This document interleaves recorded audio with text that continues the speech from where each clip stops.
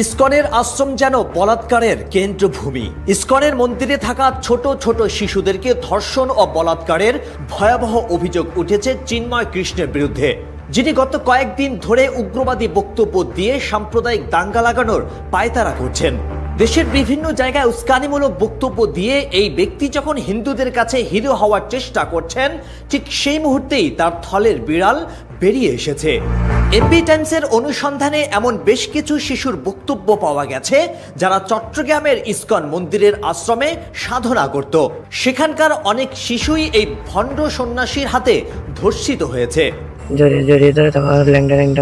চিন্ময় কৃষ্ণ ওরফে চন্দন ধর ছিল চট্টগ্রাম ইসকন মন্দিরের প্রধান বা অধ্যক্ষ। সেই সুযোগে রাতের বেলা আশ্রমের আবাসিক রুমে গিয়ে বাচ্চাদের ডেকে নিয়ে ধর্ষণ করার চেষ্টা করত।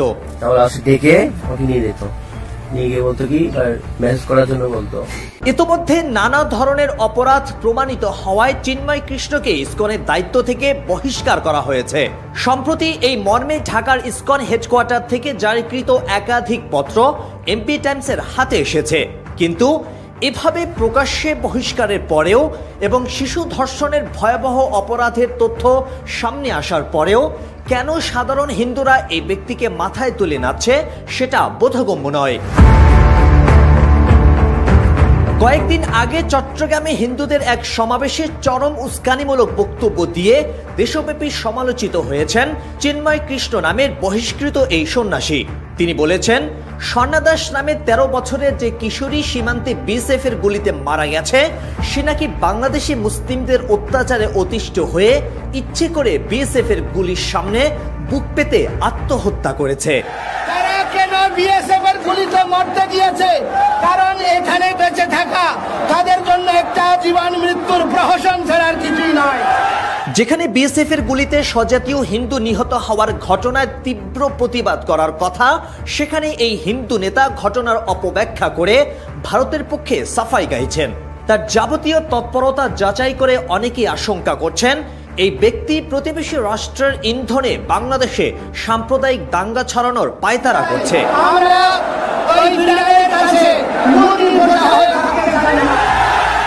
ধর্ম উপদেষ্টা বলেছিলেন, প্রয়োজনে মাদ্রাসার ছেলেরা মন্দির পাহারা দেবে, অথচ সে এটাকে শেয়ালের কাছে মুরগি বর্গা দেওয়ার সাথে তুলনা করেছে। কিন্তু কোন মাদ্রাসার ছাত্র কবে কোন মন্দিরে হামলা করেছে তার একটা প্রমাণও সে দেখাতে পারেনি। উপরন্তু ফরিদপুরে প্রতিমা ভাঙচুরের ঘটনায় গতকাল রঞ্জিত বিশ্বাস নামে ভারতীয় এক হিন্দুকে পুলিশ গ্রেফতার করেছে। অর্থাৎ ভারত থেকে হিন্দু এনে মন্দির ভেঙে সেটার দায় চাপানো হচ্ছে মুসলিমদের ওপর। এগুলোর পেছনে এদের অন্যতম উদ্দেশ্য হচ্ছে সাম্প্রদায়িক দাঙ্গা লাগিয়ে শেখ হাসিনাকে ক্ষমতায় ফিরিয়ে আনার রাস্তা সুগম করা। চিন্ময় কৃষ্ণের মতো উগ্রবাদী ভণ্ড সন্ন্যাসী যারা মন্দিরে আশ্রয় নেওয়া ছোট ছোট শিশুদের ধর্ষণ করে বেড়ায়, এমন সমকামী শিশুকামী ধর্ষকদের কথায় যদি বাংলাদেশের সাধারণ হিন্দুরা উঠবস করে, তাহলে এদেশের হিন্দুদের ভবিষ্যৎ অন্ধকার।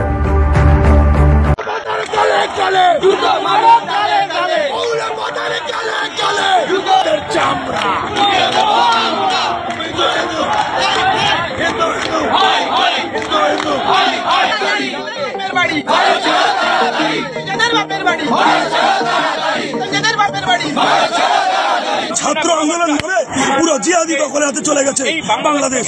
আমরা চাই এই জিহাদি যাতে দমন হয়, যদি দমন না করতে পারে আমরা চাই এখানকার সমস্ত মুসলিমরা তারা আমাদের সঙ্গে পথে নামুক, যদি না নামে আমরা ওই পথে নেমে যাব। বিবেকানন্দ বলেছেন, পৃথিবীর যে কোনো প্রান্তের হিন্দুরা বিপদে পড়লে, যেমন নিজ সন্তান বিপদে পড়লে তুমি ব্যাকুল হয়ে ওঠো, তারা সেরকম বিপদে পড়লে ব্যাকুল হয়ে ওঠো, তাহলে হচ্ছে তুমি হিন্দু পদবাচ্য হইবে। আজকের বাংলাদেশ কেন বিশ্বের যে কোনো প্রান্তের হিন্দুরা যদি বিপদে পড়ে, তাদের একটা আশ্রয়স্থল ভারতবর্ষ, তাদের একটা আশ্রয়স্থল। এখানে সনাতন ধর্মের পীঠস্থান, এখানে সনাতন ধর্মের আর সেখানটায় আর সংস্কৃতির একটা স্থান। সেই জন্য বাংলাদেশের হিন্দুরা বিপদে পড়ে প্রয়োজনে তাদের যদি শরণার্থী হিসাবে এখানে স্থান দিতে হয় কিংবা অন্য কোনোভাবে তাদের সহায়তা করতে হয়, আমরা সমস্ত সহায়তা তাদেরকে আমরা করব, আমরা তার জন্য প্রস্তুত আছি।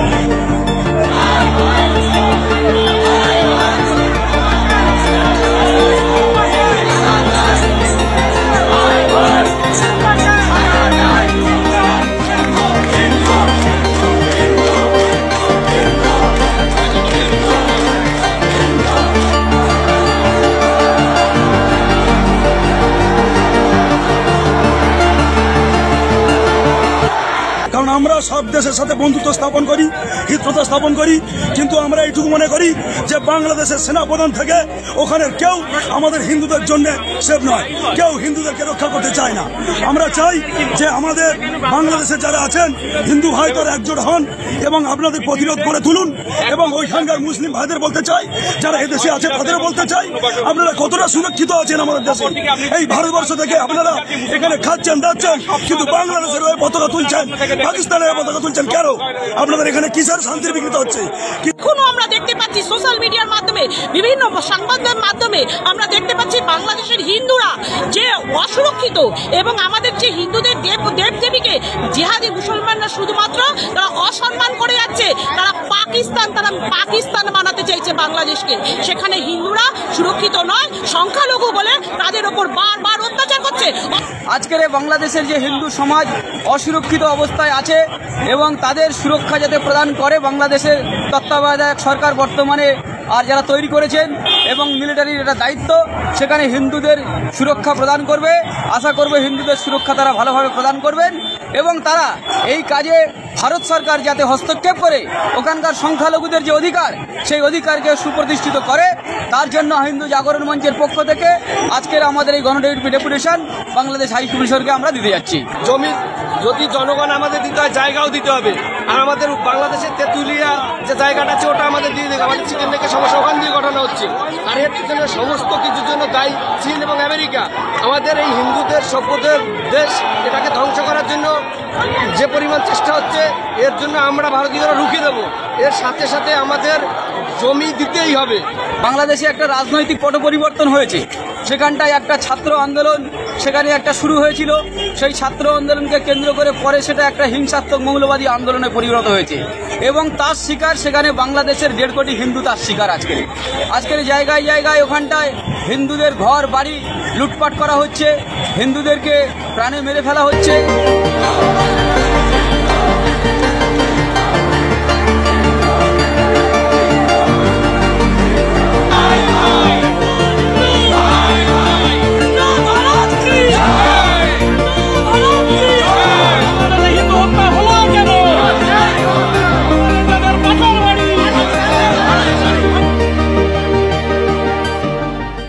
নড়াইলে হিন্দু সম্প্রদায়ের বাড়িঘর ও দোকানপাটে 5 ভাগে ভাগ হয়ে হামলা চালায় অপরাধীরা। আর হামলা হয় 2 দফা।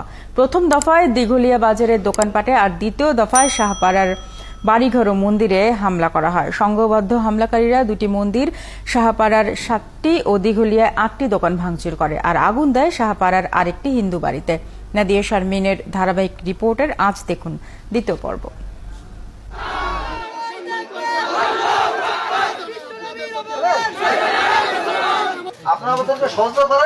স্থানীয়রা জানান, আসরের নামাজের কাছাকাছি সময়ে দিঘলিয়া বাজারে খবর ছড়িয়ে পড়ে দিঘলিয়া শাহপাড়ার অশোক সাহার ছেলে আকাশ সাহা ফেসবুকে ধর্ম অবমাননা করেছে। এরপরই শুরু হয় বিক্ষোভ। দ্রুত বাজারে বাড়ানো হয় পুলিশ। পরিস্থিতি সামলাতে দিঘলিয়া চেয়ারম্যান বোরহানুদ্দিন আসামিদের গ্রেফতারে 1 ঘন্টা সময় চান। আসেন ইউএনও আসগর আলীও। এটা সুষ্ঠু বিচার হবে যেটা আপনারা চাচ্ছেন।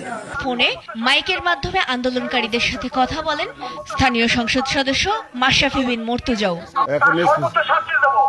এরপর আন্দোলনকারীদের কয়েকজনকে নিয়ে তাদের দাবি অনুযায়ী আটক করা হয় আকাশের বাবা অশোক সাহাকে। তবু মাগরিবের আজানের পরই শুরু হয় দ্বিতীয় দফার হামলা। কিছু সংখ্যা পুলিশ থাকলেন ওইখানে শাহপাড়ায়, মানে অশোক সাহার বাড়ির ওইখানে মন্দিরের নামাজ শেষে পুরো চূড়ান্ত 400-500 লোক আর কি ওইখানে জমা হয়ে প্রশাসনের ব্যারিকেড ভাঙে আর কি তারা দৌড়াম্ব করে। আশেপাশের গ্রাম থেকে আসা একদল হামলাকারী যায় আকাশ সাহার বাড়ির কাছে। কিছুক্ষণ পরে লোকজন বাড়ির ভিতর ঢুকছে এবং জিজ্ঞেস করছে যে এটা কি আকাশদের বাড়ি। তখন আমার ছেলে বলছে যে না। আরেক দল হামলা চালায় মসজিদ ও বাজার এলাকায়। 4-5 জন এসে শাটারে বাড়ি দিচ্ছে, যা ভেঙে ঘরে ঢুকে আর কি দোকানে যা আসবাবপত্র ছিল সব ভেঙে ছুড়ে ফেলাইছে। বাজার ও আকাশের বাড়িতে হামলা শেষে একদল ঢুকে পড়ে শাহপাড়ায়। তাদের সাথে যোগ দেয় কুমড়ি, সারল, তালবাড়িয়া, বাটিকাবাড়ি ও বয়রা গ্রামের হামলাকারীরা। 4-5 জনের গুতগুতি করে লাঠি দিয়ে ভাঙিয়েছে, ভাঙিয়ে যা ছিল না ছিল সব নিয়ে গেছে, পায়ে বাইরে হয়ে গেছে। বাইরে হয়ে গেলে আবার এই কোনা দাঁড়াক দলাইছে, মিনিটের মধ্যে সে ঘর দর পুড়িয়ে চাই হয়ে যাচ্ছে। এই পাশে টিভি, ফ্রিজ, স্টিলের আলমারি ভেঙে, টাকা ছিল, স্বর্ণালঙ্কার ছিল, এগুলা তারা নিয়ে যায়। আমাদের পূজার ঘরটা, ঘরের ভিতরে যে পূজার ঘরটা, সেটা ভেঙে ফেলে। আরেক দল হামলাকারী আসে আখড়াবাড়ি সার্বজনীন মহাশ্মশান কালী মন্দিরে। একটি অংশ হামলা করে আখড়াবাড়ির আরেকটি মন্দিরেও। হামলা চলে তার আশেপাশের বাড়ি ঘরেও। পোলাফান হলো নিম্ন হলো 200-র উপরে। এই হলো আছে কোটাখোলের লোক ওই সময় বেশি আইছে, তাকে দেখলে চিনি। এই ধাপের হামলাকারীরা 5 ভাগে ভাগ হয়ে আধ ঘন্টা ধরে ধ্বংসযজ্ঞ চালায়। নাদিয়া শারমিন, 71, নড়াইল।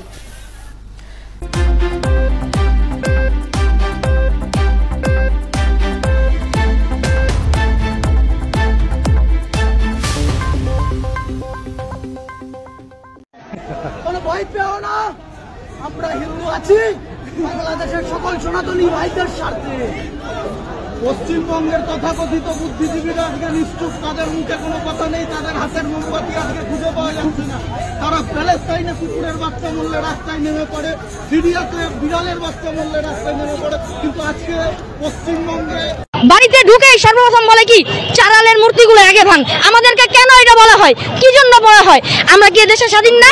আমরা কি ছাত্র আন্দোলন করি নাই? হিন্দুরা কি ছাত্র আন্দোলনে ছিল না? হিন্দুরা কি মুক্তিযুদ্ধের সময় ছিল না? হিন্দুরা কি 52 ভাষা আন্দোলনের সময় ছিল না? তাহলে কেন আমরা হিন্দুরা আজকে নিজেদের দাবিগুলো পেশ করতে পারি না? আজকে আমরা সনাতনী, যারা বাঙালি সনাতনী রয়েছি, তাদেরকে একটা সংখ্যালঘু ট্যাগ দিয়ে দিয়েছে। কারা দিছে এই সংখ্যালঘু ট্যাগটা? আমাদের দেশের জনগণরাই দিছে। কি জন্য দিছে? কারণ আমরা হিন্দুরা বাংলাদেশের সংখ্যায় কম রয়েছি, এই কারণে আমাদেরকে একটা সংখ্যালঘু ট্যাগ দিয়ে দিছে। এখন যেহেতু আমাদেরকে সংখ্যালঘু বলা হয়েছে, তাহলে এই সংখ্যালঘুদের দাবিগুলো পূরণ করুন আপনি। এই সংখ্যালঘুদের মন্দিরে মন্দিরে হামলা হচ্ছে, বাড়িতে বাড়িতে হামলা হচ্ছে, তো আমাদের দাবিগুলো পূরণ করার জন্য এখন আপনারা আমাদের দাবিগুলো মেনে নেন, নিচ্ছে না। আমাদের বাড়িতে হামলা হচ্ছে, এটাকে অনেকে দলীয়ভাবে বলতেছে যে না, যারা নাকি দল করতো হিন্দুদের মধ্যে, যারা নাকি আওয়ামী লীগ করতো, তাদের বাড়িতে হামলা হচ্ছে। আচ্ছা, আমার কোশ্চেন তাদের কাছে যে আমাদের প্রতিমা, আমাদের ভগবান, তারা কি কোনো দল করে? যদি দলীয়ভাবে হামলা হয়, মন্দিরের উপরে কেন হামলা হবে? আমাদের হিন্দুদের প্রতিটা বাড়িতে বাড়িতে ভগবানের বিগ্রহ আছে, এরপর ছোটখাটো একটা মন্দির আছে। তো আমাদের বাড়িতে যখন নাকি হামলা হয়, সেই বাড়িতে যে মানুষটা অন্যায় করে, ভুল করে, তার উপর হামলা করা হোক। বাড়িতে ঢুকেই সর্বপ্রথম বলে কি চারালের মূর্তিগুলো আগে ভাঙ। আমাদেরকে কেন এটা বলা হয়, কি জন্য বলা হয়? আমরা কি দেশে স্বাধীন না?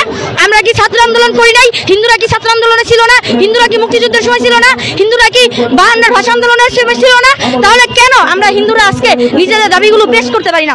আমাদেরকে এরকমও বলা হয় যে আমরা নাকি নিজেরাই আমাদের নিজেদের ক্ষতি করে তারপর এখানে মানে সরকারের সামনে এরকম দাবি তুলে ধরি। তার প্রতিক্ষেপে আমি এটা বলবো যে আমরা কখনো নিজেদের কোনো ক্ষতি করি না, আমরা অন্য কারো ক্ষতি করি না, প্রতিটা ধর্মকে সম্মান করি, আর নিজেদের ধর্মকে তো সবচেয়ে মহান হিসেবে আমরা দেখি। আমাদের মধ্যে, আমাদের এই দেশে স্বৈরাচার সরকার যাওয়ার পরে অনেক টোকাই এদেশে রয়ে গেছে, অনেক দালাল এদেশে রয়ে গেছে। সে দালালের মধ্যে হিন্দু আছে, মুসলিমও আছে। আমি বলবো না যে সে হামলা করে, সে হামলা করে, ওই টোকাইদের মধ্যে, দালালদের মধ্যেই তারা আমাদের উপর হামলা করতেছে। সেখানে হিন্দুও থাকে, মুসলিমও থাকে।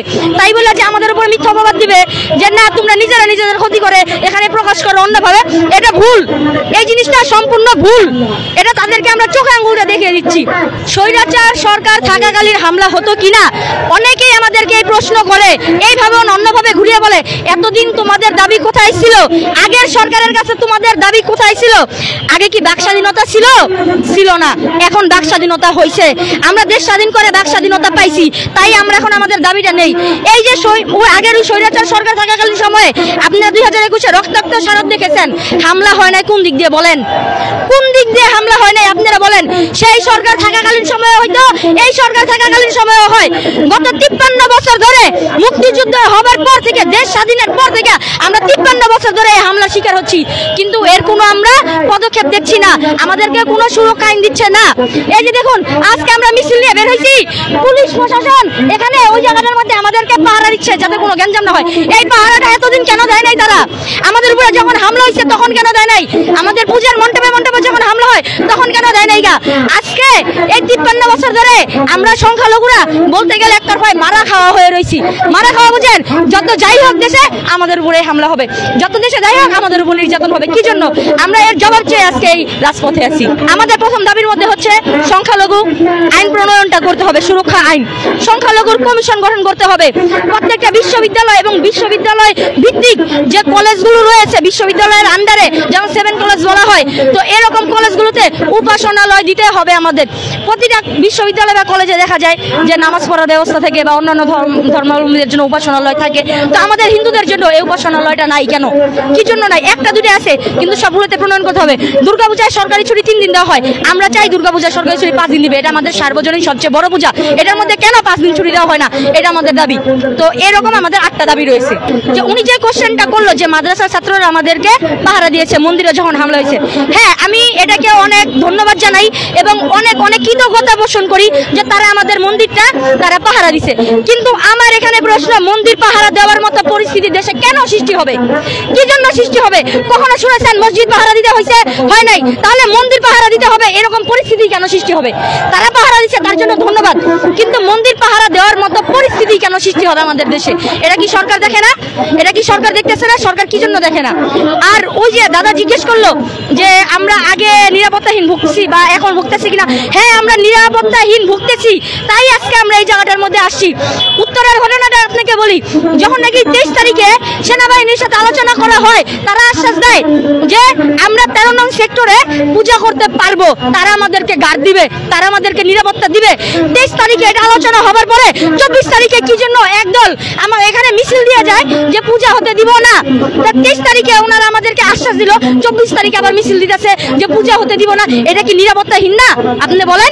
অবশ্যই এটা নিরাপত্তাহীন। নিরাপত্তা নাই বলে আজকে আমরা এই রাজপথে দাঁড়ায় রয়েছি আমাদের 8টা দাবি নিয়ে। খুলনাতে দাকব নামে একটা অঞ্চল আছে, সেখানে 3টা মন্দিরে উড়ো চিঠি দেওয়া হয়েছে। উড়ো চিঠি বুঝেন মানে কেউ নিজের নাম প্রকাশ করে নাকি, কিন্তু চিঠি দিয়ে গেছে যে আমাদের তাদেরকে চাঁদা দিতে হবে 5 লাখ টাকা করে। যদি আমরা তাদেরকে চাঁদাটা না দেই তাহলে নাকি আমাদের মন্দিরে পূজা করতে দেবে না। এর জন্য প্রশাসনের কোনো ব্যবস্থা আছে? না, প্রশাসন চুপ করে রয়েছে। প্রশাসন কোনো কিছু দেখতেছে না। কি জন্য দেখতেছে না? আমাদেরকে বিশ্বাস আশ্বাস দিয়ে রাখছে যে তোমাদের 8টা দফা আমরা মেনে নেব, তোমাদের 8টা দাবি আমরা মেনে নেব, পূজার মধ্যে তোমরা সর্বোচ্চ নিরাপত্তা পাবে। কিন্তু তারপরে এইসব ঘটনাগুলো একের পর এক ঘটতেছে। উত্তরাতে, খুলনাতে, আরো বিভিন্ন অঞ্চল, এরকম কয়েকটা অঞ্চল আছে যেখানে নাম প্রকাশ করলে বলবে যে তোমরা গুজব ছড়াও, এরকম ভাবে আমাদেরকে দমায় রাখে। মন্দিরের মূর্তি যখন নাকি তৈরি করা হচ্ছে, দুর্গাপূজার প্রতিমাগুলো তৈরি করা হচ্ছে, তখন প্রতিমাগুলো ভেঙে চুরে দিয়ে গেছে। রাত্রেবেলা হয়তো অনেকে পাহারা দেওয়ার জন্য ঘুমায় পড়ছে, এই সুযোগ আইসা প্রতিমার মাথা বা হাত পা এগুলো ভেঙে চুরে রেখে দিছে। তাহলে আমরা কিভাবে বলি যে আমরা নিরাপত্তা আছি, বা আমরা কিভাবে সাহস করে আমাদের দুর্গাপূজাটা করবো বলেন? এই যে সামনে 9 তারিখ থেকে আমাদের পূজার মধ্যে আমরা কিভাবে নিরাপত্তাটা ভোগ করি বলেন? আমরা নিরাপত্তাহীনতায় ভুগতেছি, এই কারণে আজকে আমরা এই জায়গাটার মধ্যে আছি। ওগুলো আমরা নিজেরা কিভাবে চিহ্নিত করব যদি প্রশাসন আমাদেরকে সাহায্য না করে? এখন আমাদের কি নিজস্ব ব্যক্তিগত পুলিশ প্রশাসন আছে? নাই। ব্যক্তিগত সেনাবাহিনী আছে? নাই। বা আমরা তো এই দেশের সরকার না, না তো যদি পুলিশ, তারপর সেনাবাহিনী বা দেশের প্রশাসন বা সরকার আমাদেরকে সাহায্য না করে, তাহলে তো আমরা তাদেরকে চিহ্নিত করতে পারতেছি না। তবু আমরা সর্বোচ্চ চেষ্টা করতেছি তাদের চিহ্নিত করার। আমরা এই জন্যই তো সরকারের কাছে সাহায্য চাই, আপনারা তাদেরকে চিহ্নিত করুন, তাদেরকে সঠিক বিচারের আওতায় আনেন, এগুলো তদন্ত। বাংলাদেশ আর পাকিস্তানে যারা মুসলিম ভাইরা আছেন তারা জানতে চান যে এখানে যারা মুসলিম ভাইরা বসবাস করেন তারা ঠিক কতটা ভালো আছেন বা কতটা খারাপ আছেন, তাদের উপরে কোনো রকম অত্যাচার হয় কিনা। তো আপনি কি বলছেন? আমাদের এখানে কোনো অত্যাচার নেই, আমরা সব মিলেমিশে আছি। আমরা হিন্দু মুসলিম সব মিলেমিশে আছি। কখনো হিন্দুদের তরফ থেকে আপনাদের উপর অত্যাচার হয়েছে? না, কোনোদিন অত্যাচার হয়নি। আপনাদের অন্য চোখে দেখা হয় মুসলিম বলে? না, আমাদের অন্য চোখে, আমার সমান চোখে দেখা। আচ্ছা, আপনি এখানে ব্যবসা করছেন কত? আমি এখানে ব্যবসা করছি মনে হয় আজ 15 বছর। এমন কোনো ঘটনা ঘটেছে যে আপনাকে মুসলিম বলে এখানে ব্যবসা করতে দেওয়া হয়নি বা এরকম কিছু? না, এরকম কোনোদিন হয়নি। কোনোদিন হয়নি, তাই তো? আচ্ছা, আপনাকে তাহলে ধন্যবাদ। আর একবার নামটা বলুন। রাজিয়া শেখ।